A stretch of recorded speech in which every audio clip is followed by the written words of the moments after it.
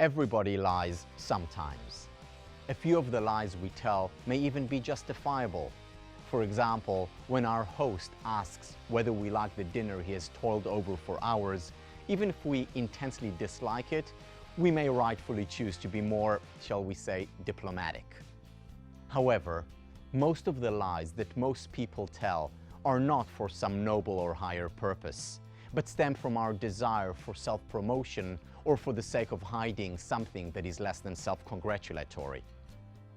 We naturally like to look good in other people's eyes, so we choose to bend the truth if we believe that doing so will positively influence the way we're perceived. What we forget, though, is that even if we hide our lies from others' eyes, we cannot hide our deceit from the eyes that look back at us in the mirror each day. According to self-perception theory proposed by Cornell psychologist Tel Ben, we derive conclusions about ourselves in the same way we derive conclusions about others. So for example, if I see a person opening a door for a stranger, I infer that she's courteous.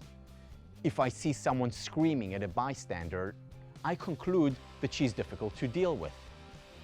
In the same way, part of the impression that I form about myself is derived from my observation of my own behavior. This process applies to honesty.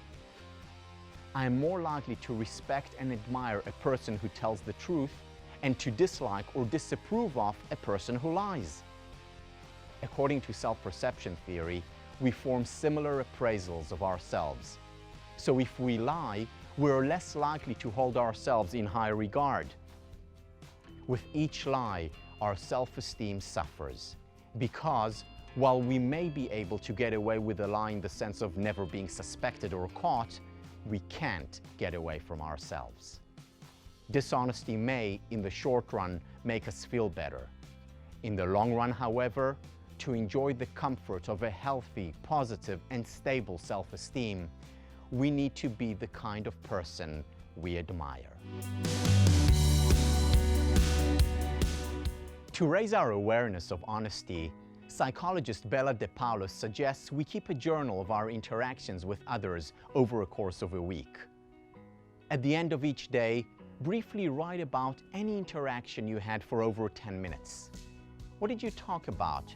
Were you or were you not fully honest throughout the interaction?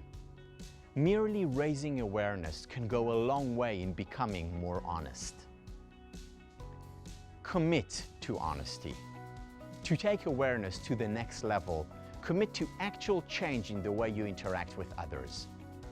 One of the methods philosopher and therapist Nathaniel Branden uses to raise self-esteem of his clients is to assign them the task of being fully honest for the week between therapy sessions, and then to extend it for another week, and so on.